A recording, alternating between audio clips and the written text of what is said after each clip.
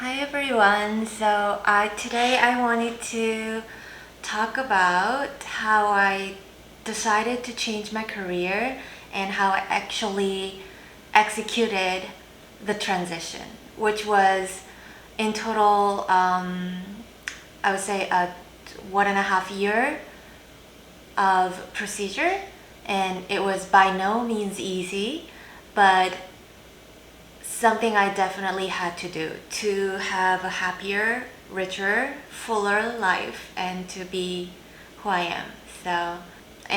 I'm so glad that I'm finally telling this story.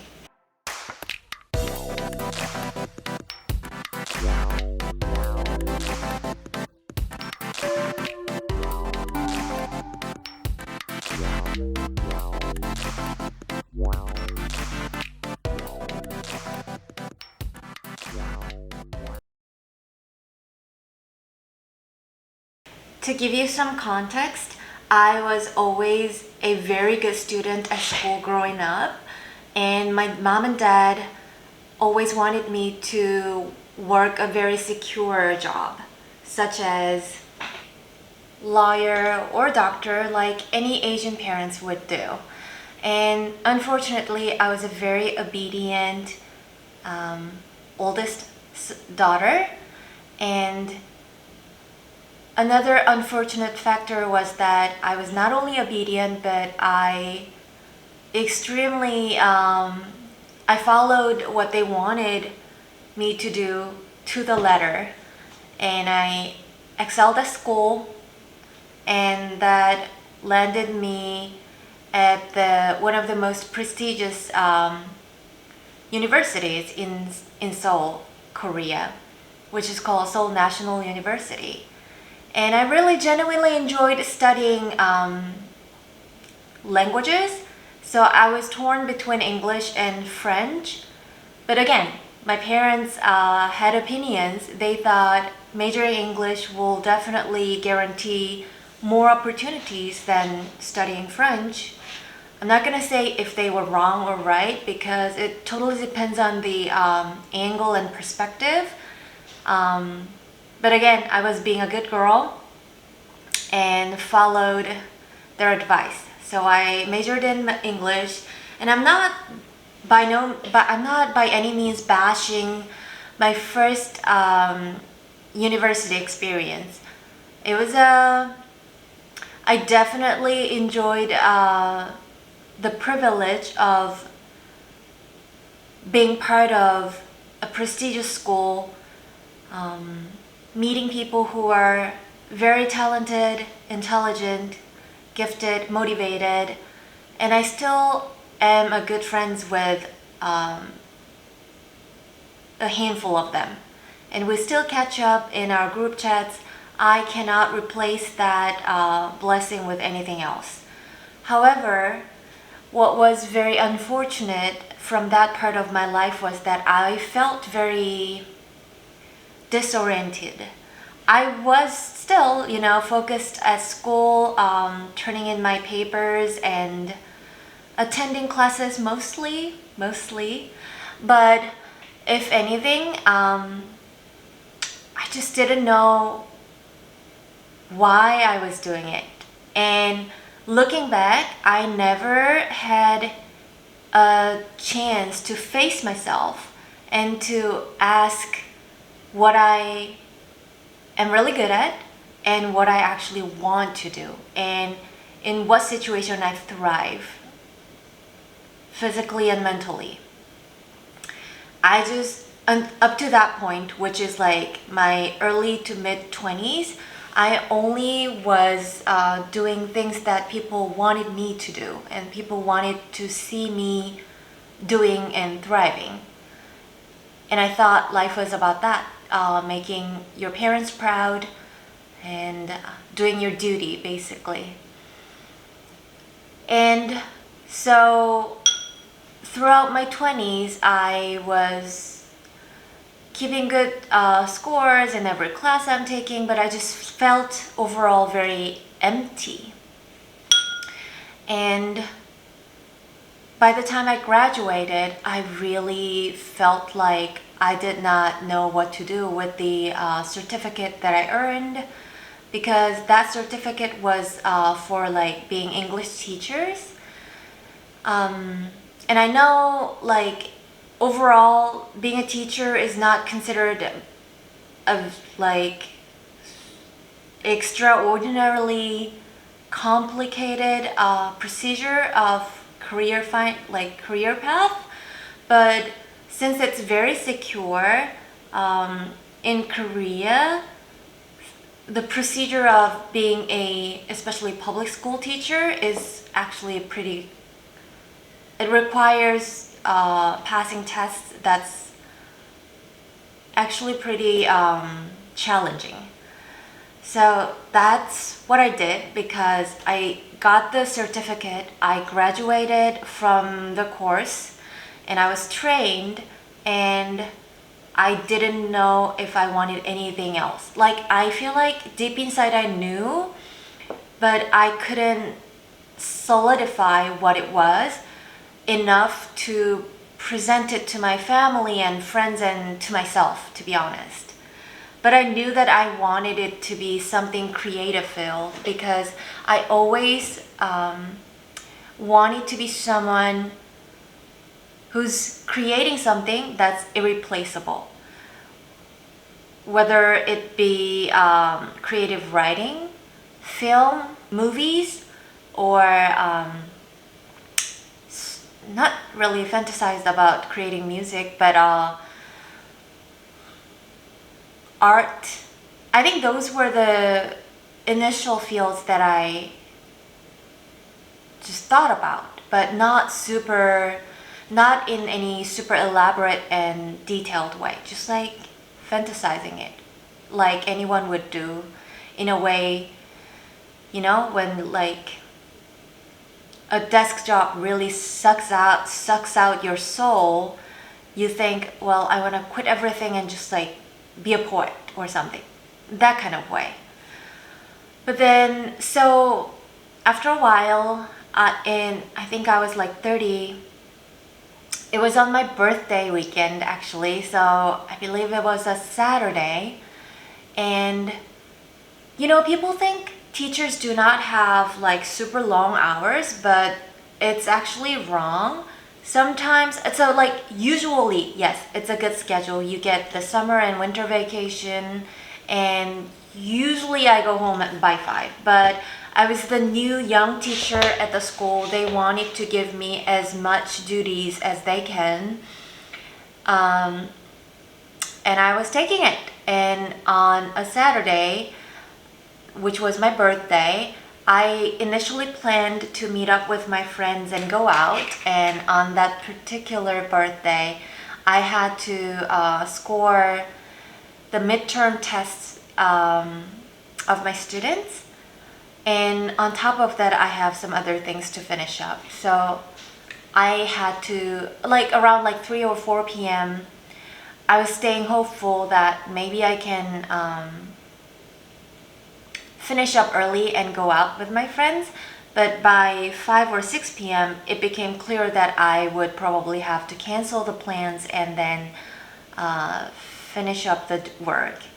And it was one of, not the only, but one of the eye-opening experience that if I am not thrilled with what I'm doing, why am I spending most of my waking hours doing it? Because I live once. Like, that felt not right. And on my 30th birthday, when that happened, I went home, like I finished the work, I went home, and I thought long and hard about what I wanted to do. So I was 30, I just turned 30, and then I had that epiphany, eye-opening moment where I had to face myself and really ask myself, is this the best life you have been dreaming of? And are there any alternatives, or do you want something else? I thought I had a terrible birthday back then, but looking back, that changed everything. that day, that very day, changed my life. Hi, if you're wondering why my outfit changed and the background changes a little bit, it's because I'm recording the second part of this video on a different day. While I was editing, I realized that the AC sound was so vividly picked up by the mic, and I was competing against that noise, and it was just like the story wasn't powering through that background noise. So unfortunately I had to take out those 20 minutes of footage, and I'm doing this again. So anyways, and so I had that revelation on my 30th birthday, but there was another huge factor that played in this journey, which was my discovery of Alexander McQueen. And the way it happened was so ironic because I learned about him basically through the news of his suicide. I did not know him before. That's how far I was from fashion world, to be honest. But then I saw this news about him taking his life at the age of 40, I believe, and the entire nation was utterly devastated. And that made me very curious about his life and his works. So I did a brief online research and found out that his works were just mesmerizing. And even within like really brief, rough research, I was shaken inside, and I could feel that I just could not go back to who I was before seeing those. But I was still like in my teaching career, so I did not know what to make out of it. I just learned about him. His works clearly spoke something to me, but I just I just processed it in a way, not knowing how exactly at that point. But then I went back to my usual life and just moved on, I thought. But for some reason, the dots connected, and then a week after my 30th birthday, I thought I want to look into the options of studying fashion abroad.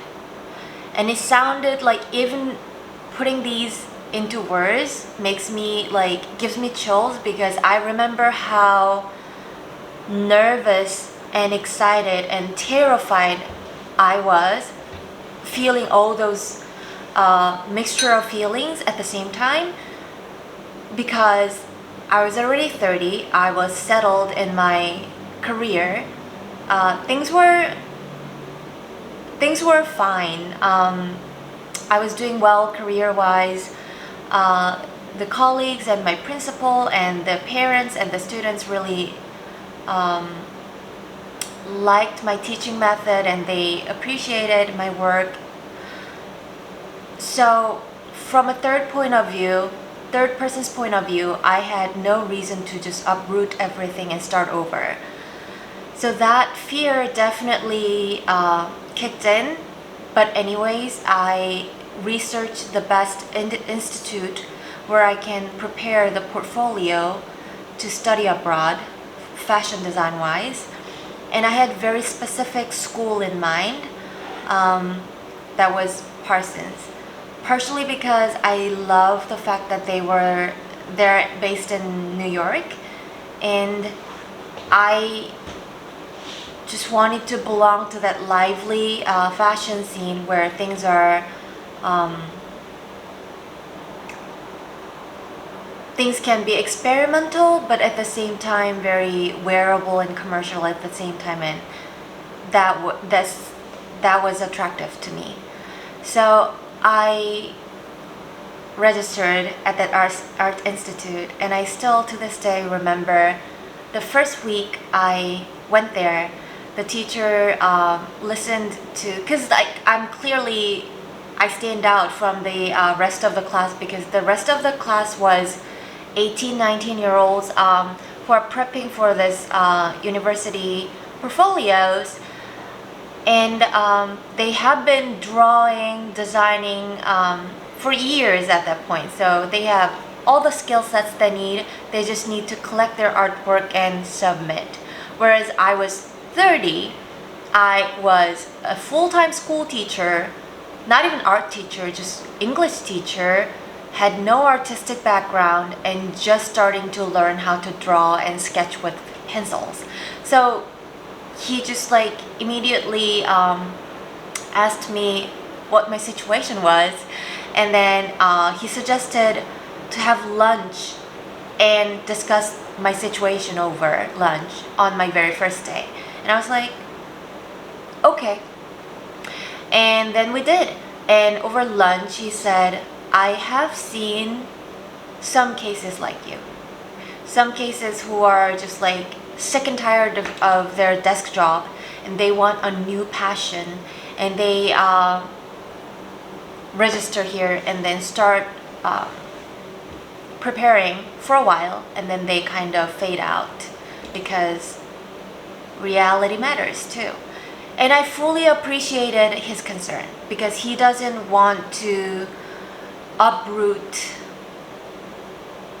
an adult's livelihood with unrealistic ideals. I think that was what he was trying to do. And probably as a teacher and being in that institute, he has seen many cases, so I appreciated that. But that, on my way home from that first class, made me even more motivated because he probably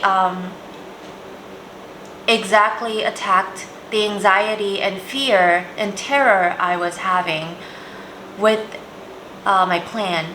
And I knew that some people have made similar decisions with me, and they did not have maybe resources and courage to power through. And I knew that, so it's natural for me to be afraid, but I don't want to be those cases. And I just continued taking his courses. And after, I think, a few months that I kept showing up, I think that's when he truly trusts that I am in it to actually making it happen. And one time he told me, looking at my drawings, and he told me that, Juri, the fact, because I knew where you started drawing wise and where you've come within a few months, this really touches me. Like, it really moves me, and your works show me what passion can do. And to this day, I never forget how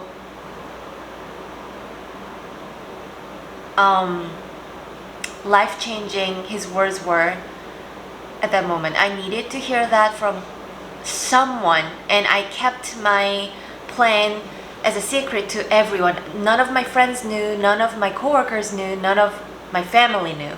It was just the secret between me and my teacher.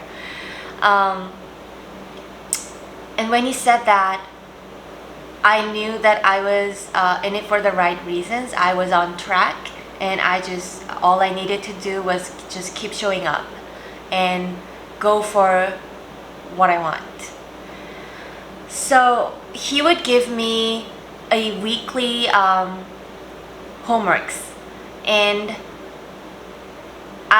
like I said, I did not have the skill sets and years of art training. I had to really catch up. And because the young kids that were in the institutes were my competition, they have been drawing ever since they were, 7, 8. And they always knew that they wanted to be either an artist or a designer. So they have knowledge, and they were, I guess, like more cultured in that area. And I had to just simply pick up and catch up. And I had a full-time job. I was funding my own art and education, so I had to basically invest every resources, every time, energy I had into my new passion. Still doing my job well during the day. And the institute was like an hour and a half bus ride away from where I was living back then. So I could only take once a week classes, which was on Saturdays, and that was the only thing I looked forward to for those months of time. And in part 3, actually, so my action plans of having preparing for my portfolio. So usually it depends on the school you're applying for, but American art schools require 10 to 15 pieces of artwork and some essay questions. Not necessarily SAT scores, but your high school transcript. And in my case, this was my second BFA, so I also submitted my first BFA transcript as well. And so for me, the rest of the things were not a problem, but just the majority of the admission process was having those 10 to 15 pieces of artwork. And I had to spend the initial few months simply learning how to sketch. And then after practicing for a while, I started to accumulate some artworks, and by the time of like I had around like dozens, like 12 to 13 artworks. My teacher said, "Juri, I think it's your I think it wouldn't hurt to apply." And it took me by surprise, because in my mind, my artworks were far from the par that I thought I should pass to apply to art schools. And Parsons is like one of the top 3 fashion schools, so I thought probably I'm not ready yet. But then that's where I was very wrong. And luckily my teacher was wise enough to peel my eyes and let me see that even himself, like an established professional artist, never feel their work is complete. But then at some point, they have to decide that this work is done and I am moving on to the next one. So he basically told me that you may feel that all of the artworks you have accumulated for the last 11-12 months of preparation, you feel it's not ready, and you feel like this is up to par. But actually, you have to learn to admit that it is what it is. You are submitting, and that you have to consider that this is done. So I did that, and I wrote the essay questions. I don't remember all of them, but some of them were definitely asking about like the biggest challenges I had in my life and how I overcame it. And I made sure to share my story as a basically late bloomer in art and fashion, and just had to overcome my limited time to apply even for the school, my dream school. And so I applied that, and this is while happening all the while I'm full-time working as a teacher. And I think I submitted all of them like February, March-ish time, 2014. And I was working, and then I just forgot is not the correct word. I tried to focus on my work and just like wait to hear back from the school. Just for your information, since I did not expect to be accepted that year, I just applied to 10 different schools just to see kind of like how it goes and just learn from the process, I guess. I think that was my mindset. So I applied to Parsons, Pratt, FIT, and Drexel, RISD, AAA, I think that's how it's called. About 10 schools including these. Because I was sure that I wanted to go to a US school. So I pretty much like online researched like top 10 US fashion schools, and then I applied. And weeks went by. I started to hear back from those schools one by one, and to my surprise, and I mean it, I was accepted by in total 8 of them, and with scholarships, some of them a considerable portion of the entire tuition. And that's when I started to feel maybe I do have something in me. But I stayed calm and collected until I heard back from Parsons.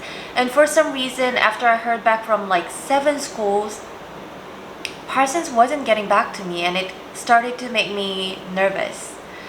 So me being that typical obedient Korean I was back then, I didn't really know what to do about the situation other than just waiting. And I shared this concern with the good news from other schools with my teacher, and he said, "Juri, you should reach out to Parsons to ask about your application." And that's what I did. And I'm so glad I did, and I'm so glad he gave me that advice, because what turned out to be the case was somehow in the process of me submitting my high school transcript, it was like I had to physically mail it and sealed by the school so that I cannot manipulate it or Photoshop it or whatever. So that's how I did that. I had my high school send it like sealed with their official seal, and somehow it didn't get delivered. And Parsons like overviewed my entire portfolio, essays, my first BFA transcript, everything they asked for, but just that was missing, and that was why it was pending. And I was so glad that I found that out not too late, and I immediately took actions. I resent it, and then within a week of time, I had a mail in my mailbox in my studio apartment in Korea, and it was from the new school. And I was so nervous, and because I knew that mail was gonna change my life. So I brought it back to my place, and then I just held it in my hands, kind of like gearing my mind, my bravery up so that I can open it. And I think I took almost an hour to be ready. And finally, I opened it, and it gets me still emotional. And the letter said, "Congratulations, Mr. Lee, and welcome to Parsons, the new school for design." And at that point, I was, of course, as you can guess, crying my eyes out, and I think I just like loudly sobbed because it brought back all the memories of very initial fear, like how afraid I was, how lonely I was, because I could not share my journey with anyone. It was just me and my art teacher who knew about it. And just because I needed time to prepare and fully focused on preparing the portfolio, I kind of distanced myself from my friends and my coworkers who would just like hang out after work. I seldom went to those occasions because I needed those hours to just focus on drawing and preparing my portfolio, which no one knew about. And all those memories just like went by, and I was just reliving those, and then just like it made me so relieved, so happy, and felt like the world is finally patting me on my back saying, you earned this with your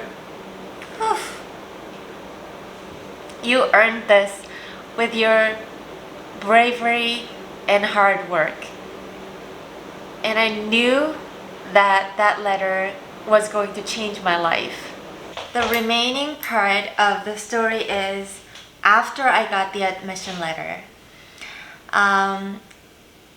Right after I got the admission letter and found out that I got into Parsons, my dream school, as class of 2018, with scholarship, with Dean's scholarship, the remaining steps were actually quitting my job as a teacher because I was based in Seoul, Korea, and Parsons is in New York. So there's no other option than quitting my job and flying to New York and letting my family know about the news, which I have given no hints up to that point, so they had no clue that I was even preparing for it. And actually, preparing for visa and everything, and packing and actually moving myself to New York. Those were the big remaining steps that was left. So in retrospect, actually up to the point where I got into the school were easier steps. But then my parents, who all they wanted for me was to have a secure life, meet someone and settle down and have kids and make them proud and happy, I was basically betraying their hopes for me for the first time in my 30-some years of life. So I knew that my argument has to be strong, persuasive, and flawless for them in order for them to accept the fact that I am moving to New York to start fresh. So I prepared a Microsoft PowerPoint presentation about which schools I got accepted and what their world ranking is in terms of fashion, design, and how much scholarship I got from each school. I made them in charts, and of course I printed my portfolio in the finest quality paper to support my argument, to show them that I actually made an effort this much, so that I was not someone who could just like draw for hobby, but like I've placed myself up to this point because I was passionate about it. So with the fact-based charts kind of presentation combined with visual and emotional persuasion, I felt I was ready. So I invited my parents to a coffee shop, and to be fully honest, I only invited my dad because if I can make my dad say yes, which I thought would be easier than persuade my mom, and then if my dad is okay with that. I knew that in time my mom would just accept it. So I planned everything. I approached super strategically, and then I invited my dad to a coffee shop. And I ordered coffee and some sweets for us because I felt like my dad might need some energy after I throw him this presentation to process it and say anything basically. So after we sat down, I opened my laptop and started giving him the PowerPoint presentation. Soon after I started, oh my god, I did not know that I would get emotional by filming this story time, because that's literally in 2014. It's been 8 years ago. I did not expect myself to get this emotional about the time that while ago. But clearly that was a life-changing moment, life-changing month of my life, so it still brings all these emotions. But I really tried hard to hold back my emotion and give him the facts, and because I knew that it was going to be a huge surprise to my parents, because they didn't even know what I was up to for all those weekends. So they had no clue, and I was throwing this huge life-changing surprise to them. So I really had to like brace myself to not get emotional, but you saw me getting emotional even within this short period of time. Of course, as soon as I started presenting, I knew that I had to deliver the facts.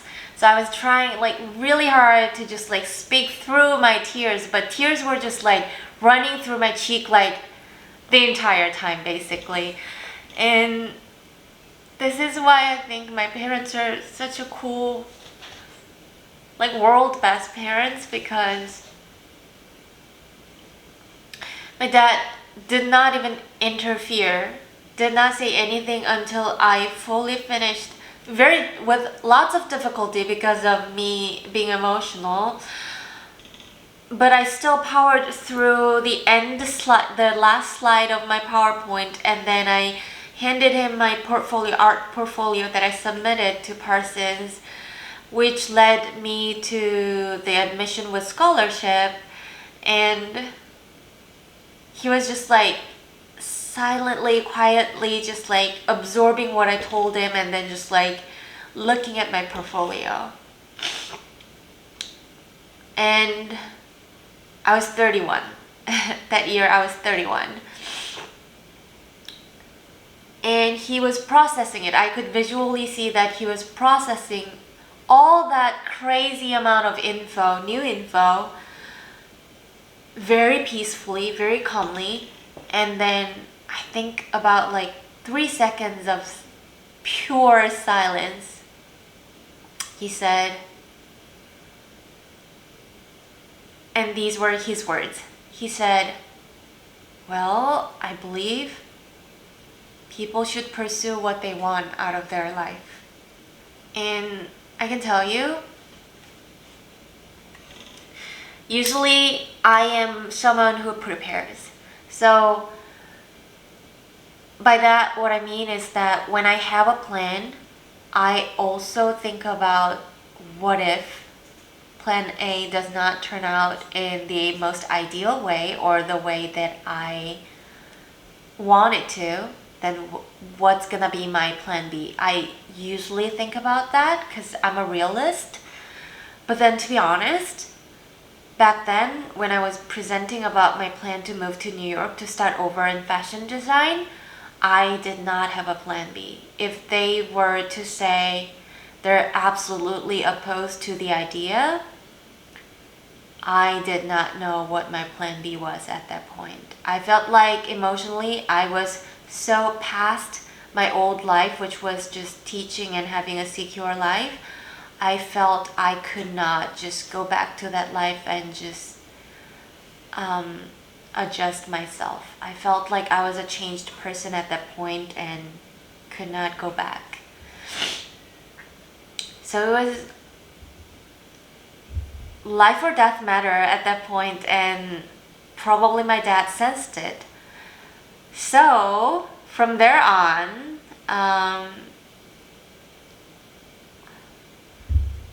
within a week of time, I scheduled for the visa interview. There should be a whole story time for my visa interview, because at my age of 31, I was applying and I was going for a BFA course, and just the officers at the USCIS did not believe my case, so they gave me really hard time, and it was the biggest struggle, including everything, for me in the process of like coming to New York and start studying fashion design. It was unbelievable, and it put me through so much hardships. So I'm gonna share that in a separate video as well. But I eventually passed the interview, got my student visa, and flew to New York on September 1st, 2014. And in that flight, because I was working as a teacher at my previous job until like August 31st, which was like one day before my flight, basically. So I had no time to do the freshman homework that school has been emailing me already in like August. So in that very flight, I was doing all that, just like cramming all that homework, and at the same time crying nonstop. So like probably people thought I was a crazy woman, but I was just like crying, I was bawling out silently though, like just like tears running through my cheek, and then just like nonstop working on my laptop. And then I landed after 14 hours of flight looking like a mess, and then went straight to my New York dorm. And I am gonna make another video about the first night I spent in my Parsons freshman dorm after that flight. I was still going through so much emotions, and when I look back to that year, my freshman year, and those months that led up to the beginning of my freshman year, which was like August, September, I go through so much emotion to this day. So I'll promise you that I'll make another video about that. And I made this video mainly because I know that there are so many people who are considering of changing their career, and I know, if anyone, I understand the best how terrifying, at the same time very exciting it can be. And I know that realistically many people just let that idea go, and I support either decisions because it's not an easy decision. It requires lots of sacrifice as well, and some people just like cannot afford to change their life, and that's a fact. And I think it doesn't necessarily have to be a career change for someone to be happy. It's just one of the decisions people make throughout their life. And in my case, I was lucky enough to make it happen in many ways. And I just wanted to encourage whoever is considering or going through it, and also whoever had to let that idea go but blooming where they are. And I'm here to answer questions and advice, offer whatever advice or listening ears to whoever needs it, because they're going through similar things. Thank you for listening.